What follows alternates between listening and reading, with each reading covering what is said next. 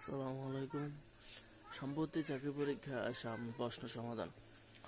এখন আমরা জুলাই মাসের সাম্প্রতিক চাকরি পরীক্ষা আসা প্রশ্নের সমাধান করব।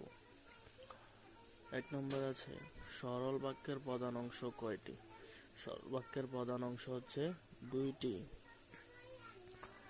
2 নম্বর প্রশ্ন আছে, বাড়ি থেকে নদী দেখা যায় কোন কারকে কোন বিভক্তি? আমরা থেকে হতে থেকে যে বিভক্তি, তারপরে বাড়ি থেকে যেটা বলছে, তাহলে আমরা এটা বলতে পারি কারক বিভক্তির ক্ষেত্রে পঞ্চম বিভক্তি। আর অধিকরণ কারক আমরা জানি কোনো কিছু থেকে যখন হয় তখন তা অধিকরণ। আভরণ শব্দের অর্থ কি? আচ্ছাদন আছে অপশানে, রমণী আছে, অনবরত আছে, নাকি কোনোটি না। আবরণ শব্দের অর্থ